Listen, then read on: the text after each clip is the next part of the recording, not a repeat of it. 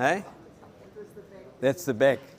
Now, I always remember in the early days, we brought out John Narco, and he said, if there are any imperfections, use them, or any problems, use them to the benefit of the tree. So don't just cut them off because they're not right, they don't conform to bonsai. Try and bring it into the interpretation of the finished result. At a later stage, if you can gin it, you can, or later stage, cut it off. But don't cut it off in the beginning because you might want it. We were digging an olive a couple of weeks ago. I won't mention names. It was a big olive. It took us 4 hours to dig. Now he's putting his hand up because he was one of the guys. It was that long, that wide, and about that deep we dug. And it took us 4 hours to dig it. And every time we got to the dig around the tree, every pick shot into the ground was that deep. That's how hard the ground was. It was ridiculous. We nearly gave up a couple of times. Then Brian brought out some water, and we had some more water, and we eventually got it out. And then we left it to 2 other guys to clean it up. But the branch that we wanted, the nice cascade, was over here. But there was another one there with a lot of movement on it. We kept saying, oh, we must cut that one off. Maybe we cut it off here and we have some roots there. So we said, no. I said, Brian, leave it. Leave it. That one was cut off in the end, and that one's the main tree now. So the tree was this size with all this root, and then we got it back to camp and we cut it in half. We could always join it again with some glue, but it's got 2 amazing trees. But that was, we could have cut the wrong one off in the beginning. So just put that as a learning thing into your brain, because so happens. Like this is a nice front. This one here, it's a big, as Peter Sellers used to say, it's a bimp. That's a nice front here, I think. So we're going to go here. I won't put it in. I'll try and mark all my pots with wire like that, and I'll bend it up. So because when you've got 10 trees, you can forget which one you've worked on. And this is a nice feature, nice spread of roots. Got some nice branches up here. We'll get rid of a whole lot. We can get rid of this knuckle here. We can get rid of these coppice ones here. It's just for getting roots to sit. When I repotted it, I wanted to get more roots to happen in here to get some nice growth up into the top, which happened, and this is also going well now. And this long one here, it's more than likely take it off. But does anybody see it as an upright tree or semi-cascade or windswept? Thank you.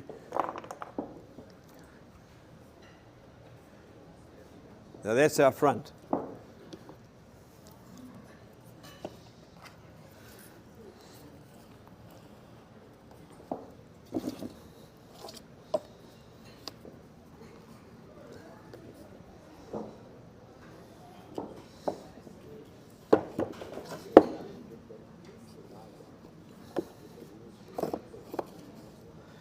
This particular turntable I used to make my pots on. So when I'm making the pots, I can turn it all the time. So you can get to the pot at any, Sarah will know that, you need to get around to your pots all the time working, so you don't have to pick it up and move it. And once you've got it established, if you start moving it, then you get cracks and things happening. So it's a big turntable, doesn't have a lock, so I've made wedges to just lock it underneath. So if ever you want to lock it, you just put a wedge in underneath it. But remember where you put it. Not on the right side or the left side, in the middle. Okay, so is everybody happy with that? I would pot it a bit more when I get home, I think. I would move it a little bit, but I don't want this thing to fall over.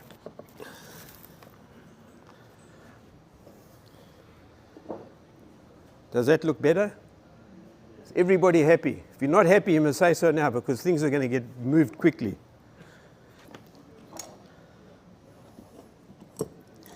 Old Canishan tools, as they wear down, you file that little knob inside out.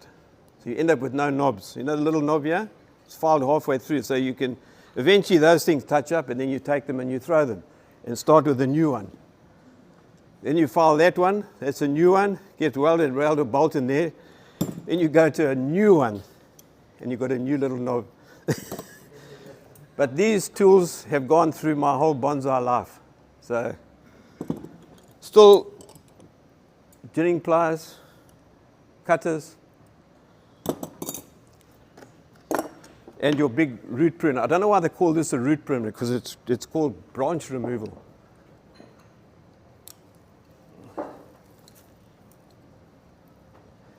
Just as we're going through this, if I run out of time, because we've got the main demonstrator, Stefan, coming on just now, I'll go outside and finish off with the wiring and that. So, I mean, we all know wiring is a very boring exercise, but it's a necessity to do it. I don't like this knob here. Does anybody agree? Because what I would like to do with that, take it off there, and then I'd make a little squirrel hole. Figs make lovely squirrel holes. You'll see out there, and they get a little bit of rot in them, and then that rot goes back, and you start seeing all the little veins inside, all the little lines of age, and it gives you a good interpretation of age.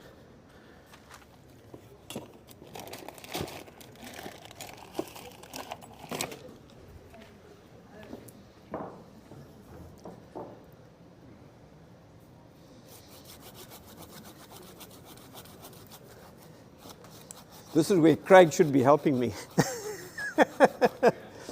No, it's not a problem. It's a quick one, Craig.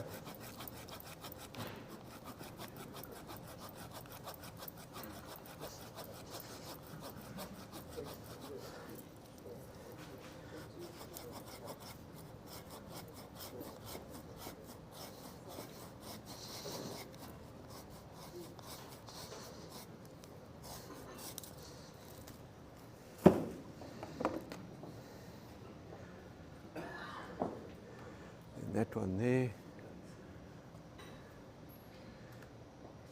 And there's an old saying, I think everybody bonsai grower knows this: if the branch breaks when you're wiring, it was meant to break. So we'll try not to break something, but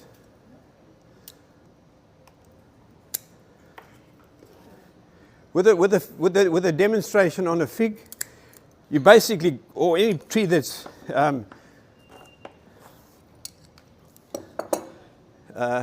what was I going to say?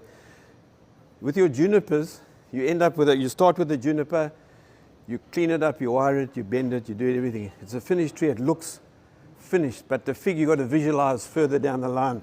And Dawn will tell you, I did a demo and they took it off there, and now it's coming well.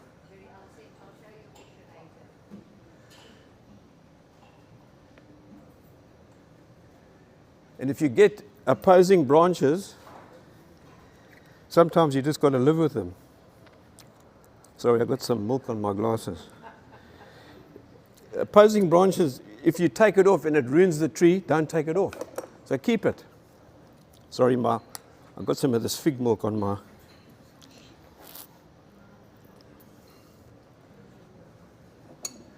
I'm going to get rid of the unnecessary things.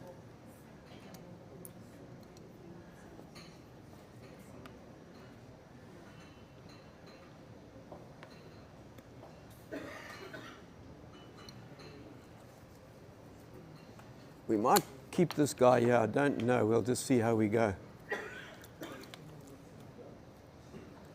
As you can see, I'm getting rid of the thick guys, because the thin guys can bend a bit easier.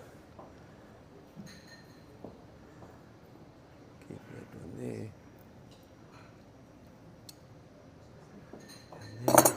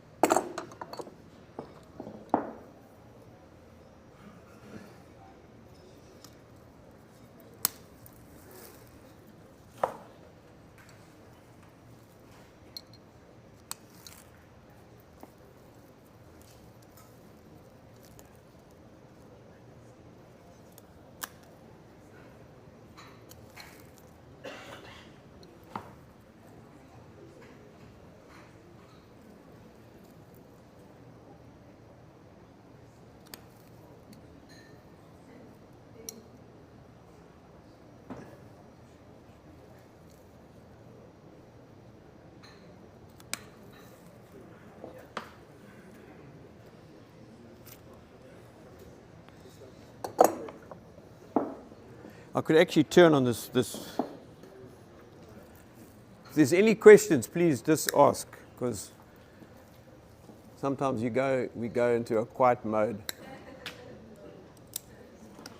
I'm just doing a prelim cut here for the main. I've got my main branches coming out here. I'm just going on to the secondaries so we can get some bit of movement here.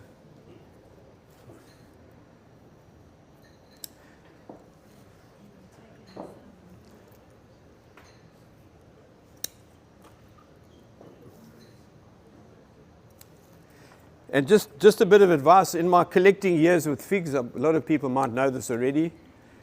If you drive around the race course here, you'll see there are hundreds of figs growing out of walls and in trees and everything. There's not a lot, there's actually not hundreds. Out of all those hundreds, you must pick.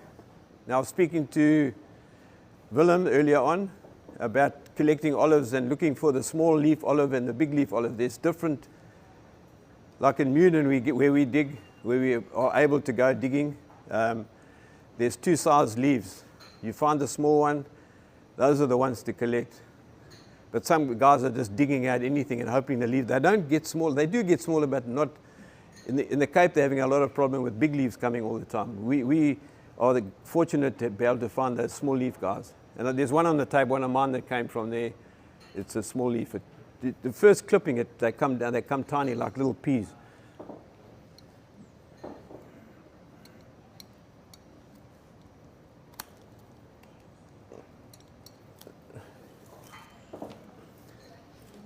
Can everybody see we're getting somewhere? Just get rid of the underneath oaks, yeah?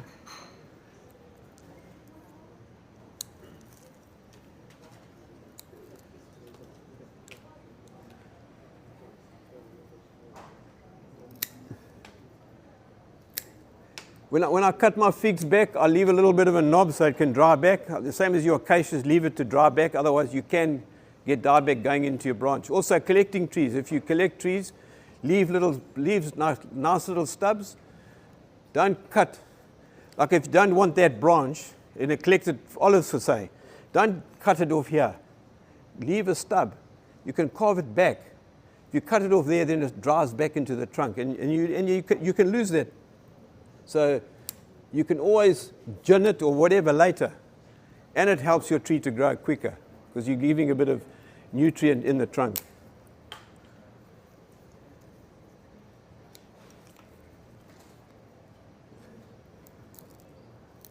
I've got Willem's still got to come to my place after the last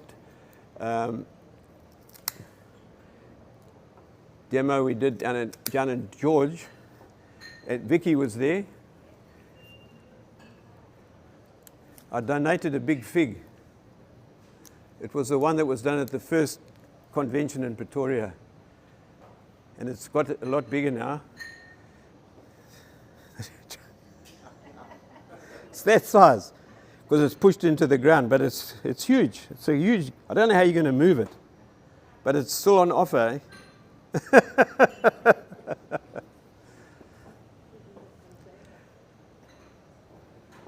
This branch here going up here, well, this one coming up here, I don't like it, but this one's coming too far over here. So I might leave this one and I'm going to do a little bit of cut. I might reduce it here to take that ugliness away and then go with this here and keep this here. Because that's going to be basically a windswept going that way and everything's going to flow in this direction. In that direction. This is going back against the grain. So these two are lower down. They will bend easy. This I can't bend. I could bend that, but I don't like to have a big arch in a bend of a branch. So we'll just maybe go with that. And I'll take it off over here. But let's do this side first. I'm going to leave this until we get to this side. Any questions? Nothing.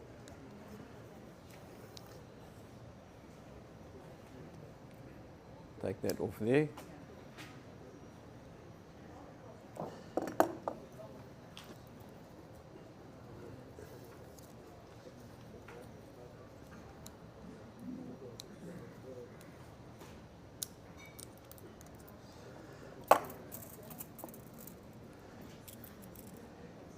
Everybody knows how to wire. We don't have to start all over again from a wiring exercise.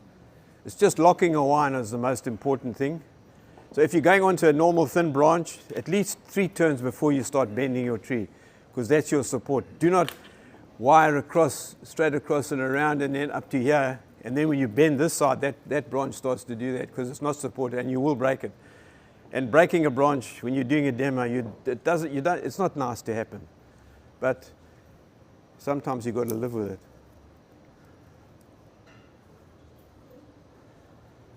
We were just saying what is fantastic is to watch somebody with so much experience.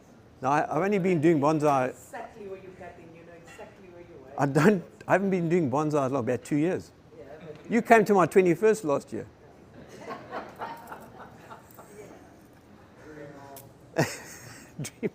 Don't be rude, Brian. Years of practice, eh? that confidence, you know, that you know.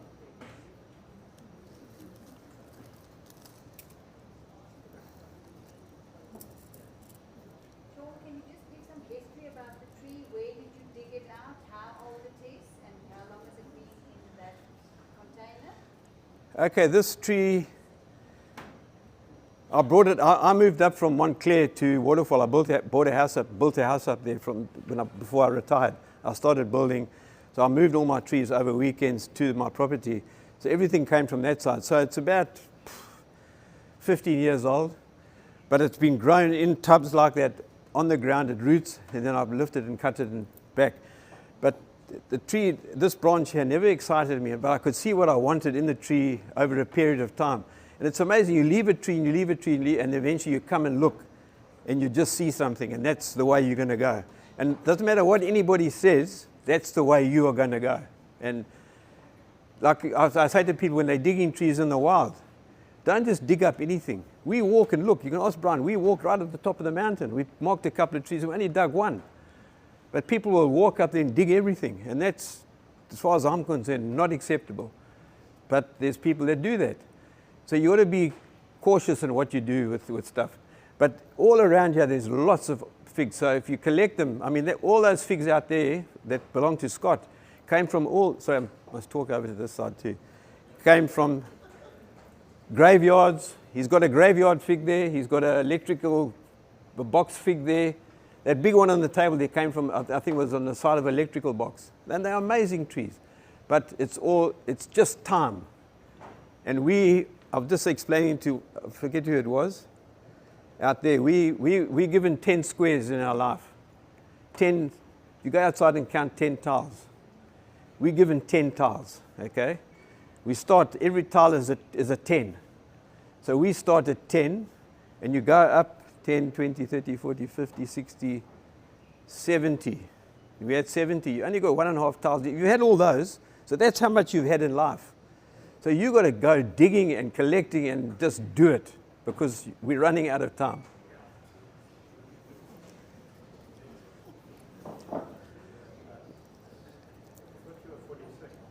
Sorry? I thought you were 46. That was yesterday.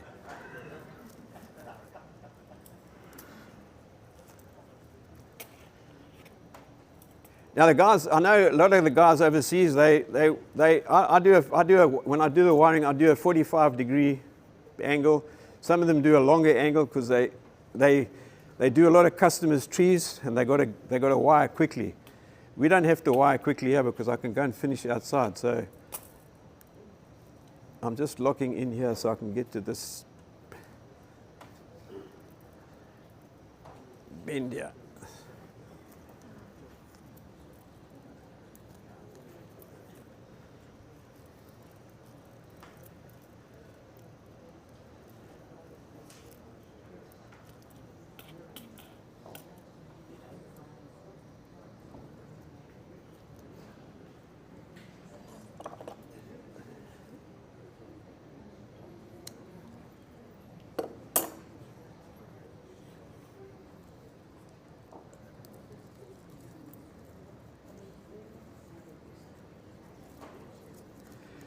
Yeah, so this tree is about, as we were saying, it's about, let's say,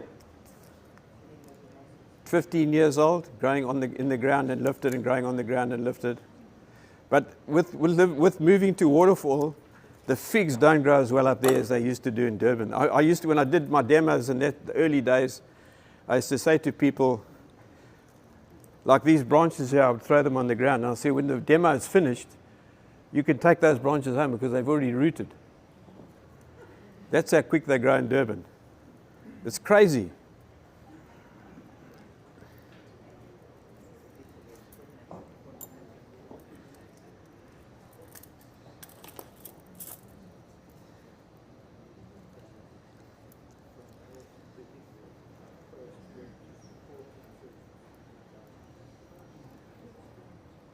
Look, I'm ending up with a thick wire on the thin secondary branch here, but I'm not going to wire it. I'm just going to give it a bit of direction. But I don't think this is going to bend me much. I'll have to go thicker. I'll have to double up on here to get this down. It's not going to come down for me. Many years ago, we got a guy out from America. I don't know if anybody remembers him. Maybe it was too long ago. It was when Moses was still in the bulrushes. His name was Ben Oakey. Does anybody remember Ben Oakey? Ben Oakey was the fastest wirer in the West.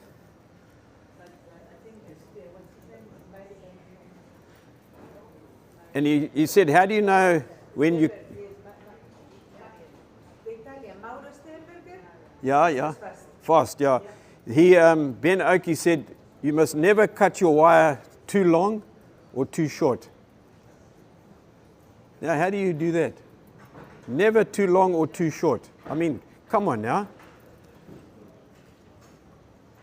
But he did some serious damage to some trees too. But you've got to live with it. Look, not everything is perfect. I'm going to double up on this wire because I don't want to break a branch. So, and to put a 5mm wire in here will be crazy. So we'll just to get the main branches in place.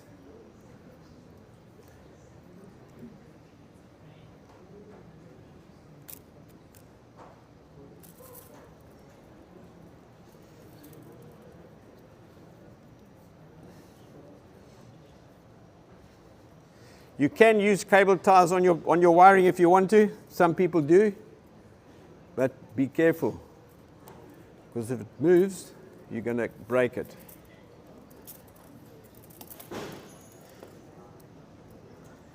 Remember, not too long, not too short. Sorry, I can't see you guys over that side. The tree is this side. But when we come round to this side,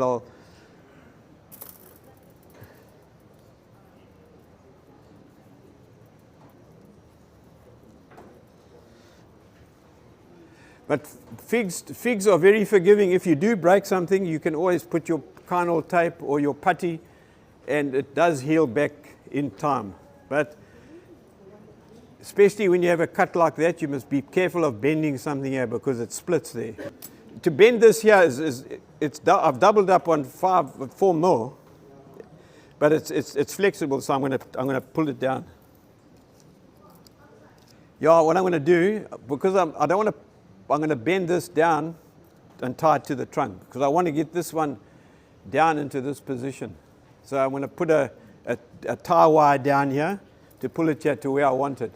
And then I'm going to wire the rest of the branches down, the secondaries and the tertiaries.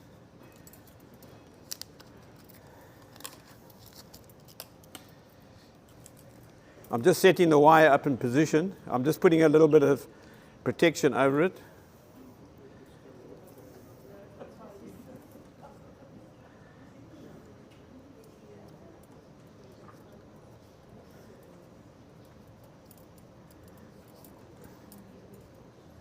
If you use copper wires, you can put a double wire over, and then you can put a tie in here, and you can tension it up.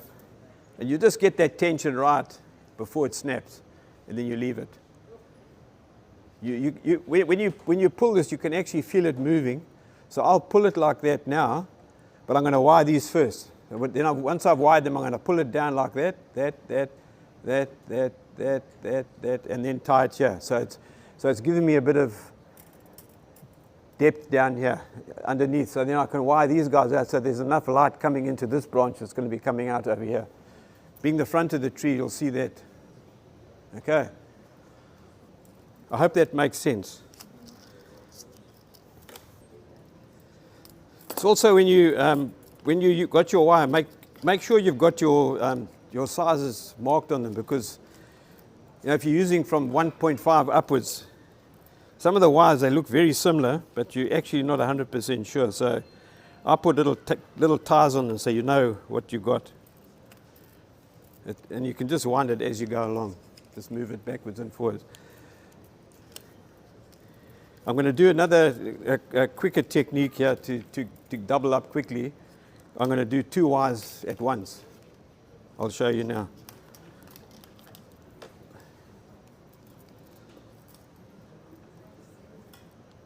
So you take the wire like that, put it together like that. Now you've got 2. Now I'll wind it onto there, and as I'm coming along, I can move that one onto one tertiary branch and another one onto another tertiary branch. So it speeds up your wiring very quickly. Fix from Natal seem to be this. This is Nataliensis. This is the Pucker Nataliensis. It's a small leaf. I see there's a lot of bird davies out with people in the display. Yeah. Are those from this area? No. Or are they from down? Originally from Cape. So they are They're from the Cape, yeah. You know, and I know, what's that guy's name? Flip Kotza. He got bird davies in the Orobi Gorge. And they were small leaf too. But we got a coastal one, and what's his name? The guy in Uitenhage. He's grafted bird davia nana, the oatshorn one, onto coastal bird davia. Because I've got some big coastal bird davia roots. They have amazing roots, but their leaves are big. They do reduce, but the bird davia nana reduces a lot easier. And they seed easier. I've got babies like from seed, because we got the wasp here for the coastal one. We don't get it from seed. Yeah, I got plenty seed. I I must have a couple of hundred little bird davias from seed, because our wasp that does our coastal one does the local one, and you end up with a couple of hundred seed on one tree, and they're all fertile. Yeah, so they grow. We're very fortunate to have that wasp here. But that guy, I'm trying to think of his name, but it'll come to me. It's this old age thing. But anyway, he grafted. He's got some amazing figs with grafted bird davia on.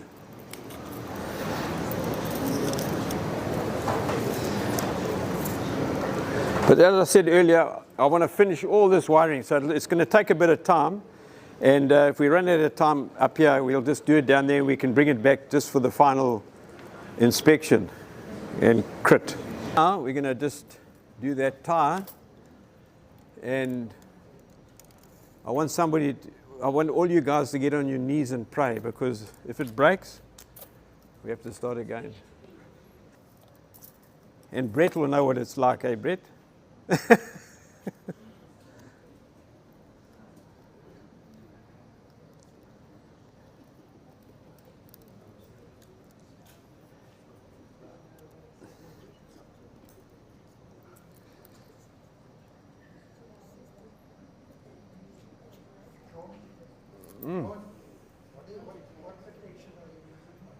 This year, I was fortunate to work in the printing factory. It's an old printing blanket. If you know anybody that works at a printing factory, I use it for everything. It's on the tabletops and everything. It's nylon and rubber. It's a special a rubber that takes the print, and then you transfer it onto the substrate. So I just cut it up, but you can use that tape, that ordinary tape too, that black tape, to tie anything. You can use tubing, fish tank tubing, all that sort of stuff, anything that works.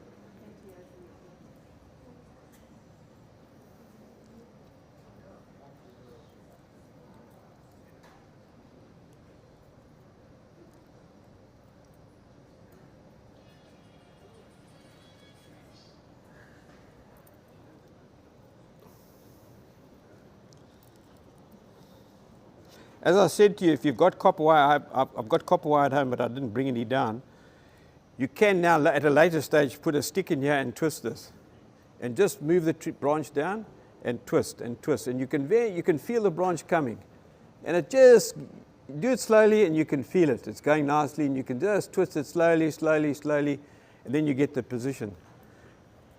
Aluminium wire stretches too much. Huh? Aluminium wire would stretch. Yeah, it does stretch a bit. Copper wire is a good one. Well, we're getting there. Yes. What size wires are used? Which? What size wires are used? All sizes. 2 mil, 3 mil, 4 mil. I haven't got to 5. This is a 4. So I've got a 3 and a 2. Whatever works on the tree. It doesn't matter what the size is. Whatever works on the tree. I'm just using this thin wire to just put some branches into a bit of design here, because otherwise it doesn't look. But we'll finally do the final tune-up at the end.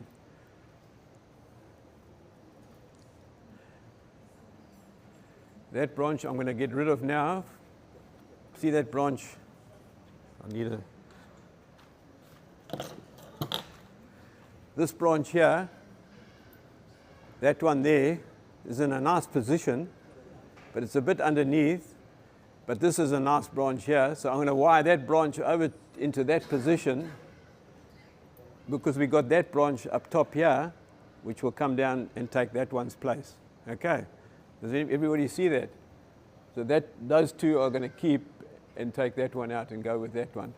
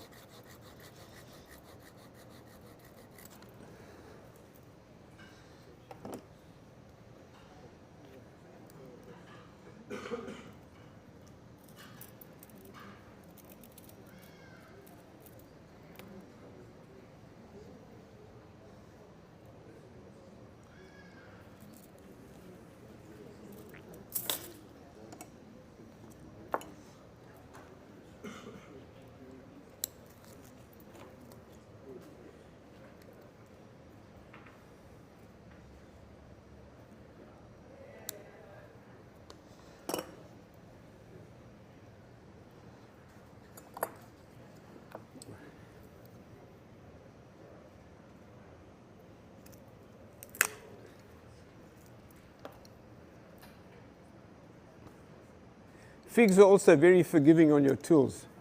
Your olives, that's why these tools have lasted maybe longer. If I'd been doing olives a lot longer, I would have got rid of some tools, because the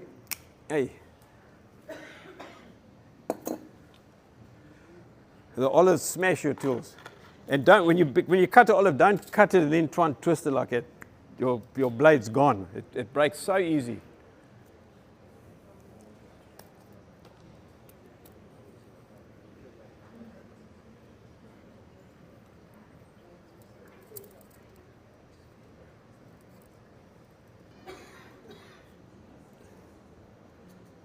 I'm coming through the gap here, and being nice, strong 4 mil wire, it's actually supporting nicely. Now I'm coming over the top, because this is the one we want to bend down. So we're coming over the top of the wire, the top of the branch, and we'll bend him nicely.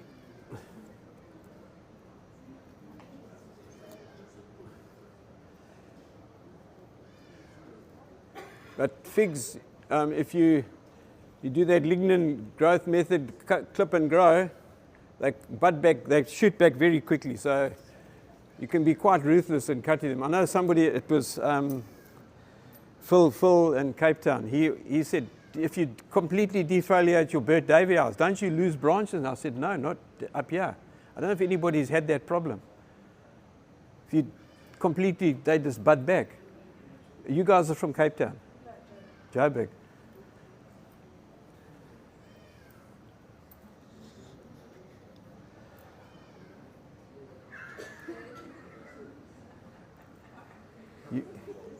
I'm going to go slowly now.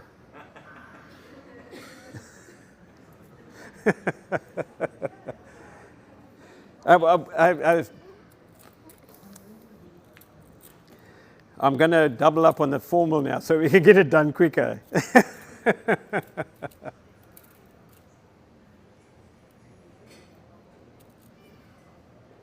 No, that's being stupid. I've got 3 mil here. No, that's 2.5. Where's the 3?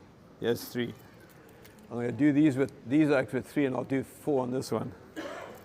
Maybe I should do 4 first. Sorry. Do you know what the best kept secret in bonsai is? Does anybody know? The best kept secret in bonsai. Well, in Durban, there's no best secret in bonsai. Everything is told to everybody. There's no secrets in bonsai. Gora, you see how fast I'm going now? Hey? Did you see that? I finished one already. While you were sleeping there.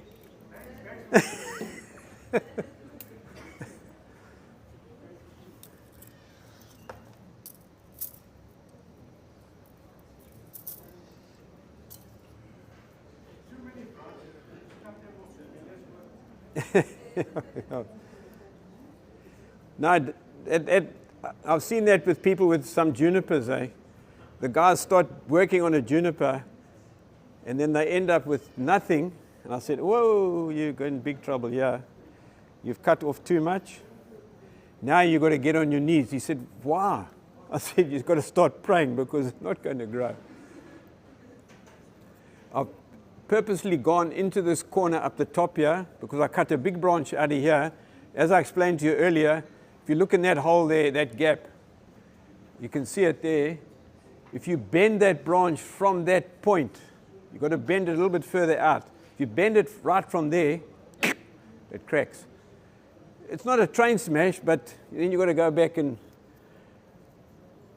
pray and hope it all grows back with a bit of tape on and some kind of... Ben Oakey would have fired me. I'm going to cut that piece off.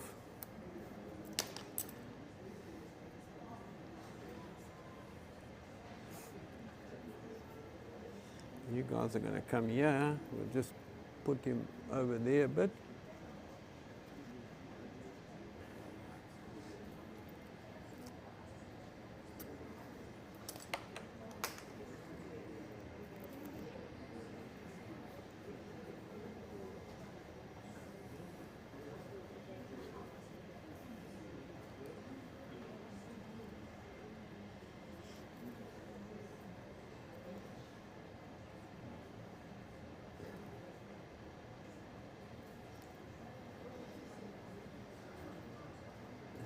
Also with a fig, you can bend it, bend it, bend it, bend it. Watch it. If it starts to bleed, then you just stop a little bit before. See, I'm bending this up now, and then we'll support with my thumb here, and then bend down.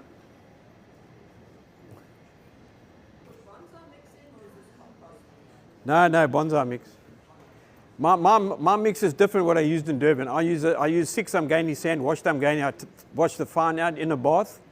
So I put a 80% shade cloth on a bath, fill it up with water, put the Amgani sand on there, and backwards and forwards that fine goes through into the bath. Eventually the bath gets filled up with that fine mud. That's not throwaway. That makes the bonsai pots.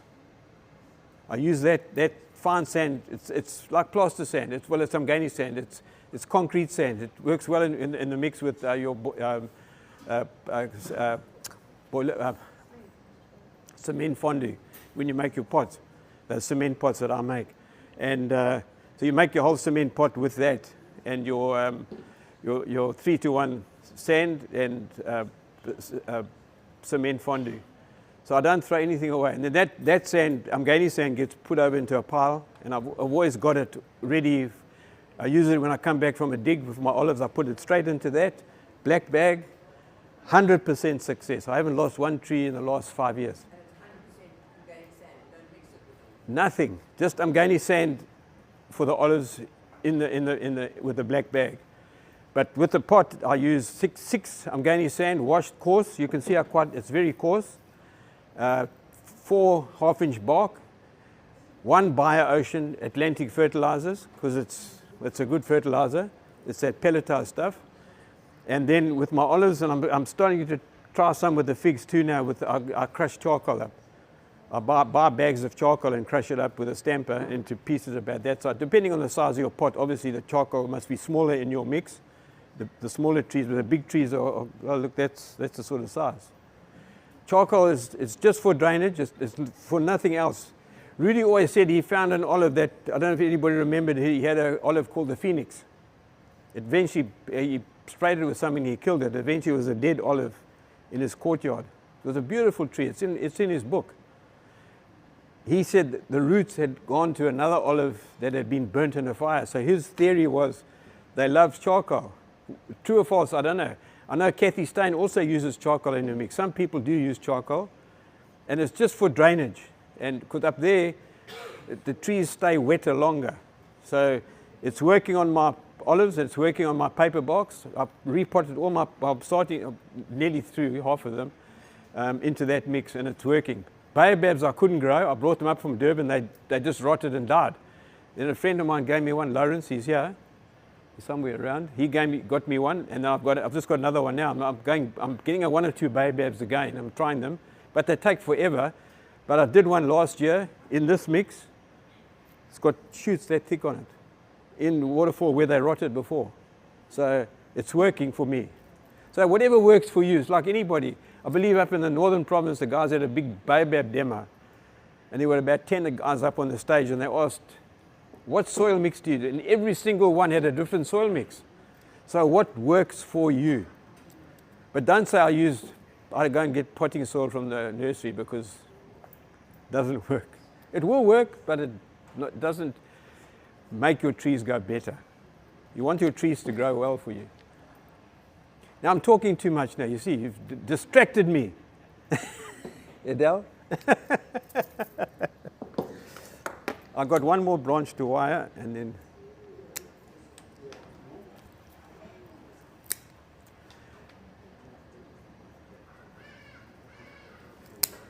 okay, if you've got the opportunity on like that here I'm cutting now, I could have cut further down onto this branch here, but I'm going to bend this guy down. So if you leave a fed knob there, you can wire it, and at a later stage when you take your wires, you can cut it back so it rolls over. So leave it a bit of strength on a thin one there, because we might have to bend this quite a bit. This one is going to get tied down too, because he needs to. You see, if no one's seen this, but it's almost bar branch there and there. Do you think we should cut that one off? Hey? No, it will ruin the tree. So you live with it. That's what I was going to say to you. That tree will fill a space. So what we're pulling this one down. This one, we could pull it down too, but maybe not. We'll pull it down over here, but leave it so when you're looking through the tree here, you see this branch down here. I'll turn it around now and show you. You'll see this branch, and then you'll see this one a little bit higher. So you're giving it an illusion of more height, but it's not. It's nearly parallel. Do you see what I'm saying? So when you look through there, that one's lower, this one's higher. Yeah. Okay, guys? Everybody happy?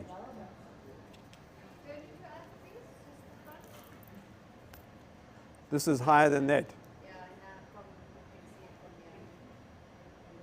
And we'll wire this up too, so we'll create an illusion. And we'll bend this guy up a little bit and then down.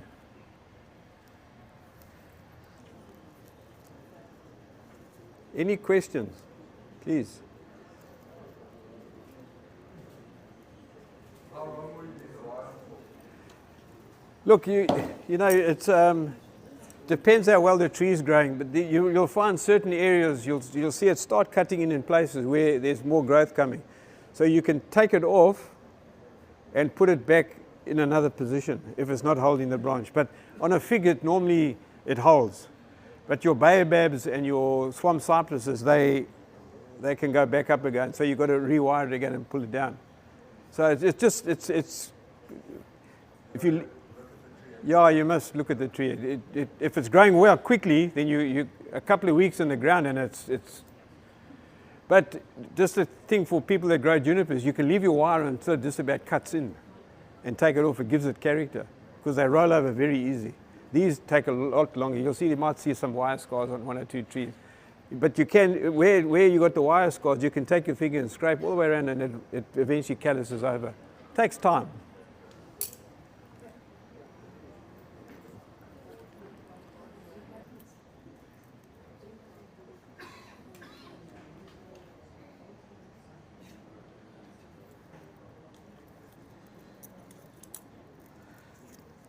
I've got a few minutes to go. I'm going to just put some little wires on these oaks, and then the top ones I'll do it outside there, just the little small ones so we get the final, because these things you need to put thin wire in just to have that finished look.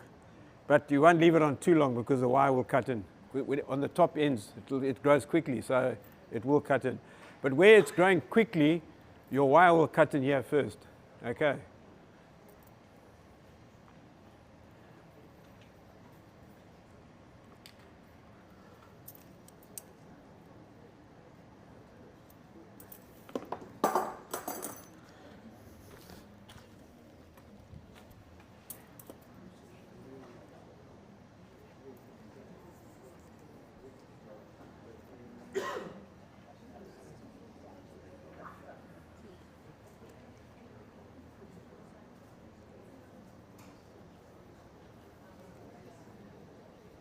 I like to do final branch placements. Does anybody want to see an apex on the tree? Up here and, or take it off and just, I think take it off. I'm happy with that. It's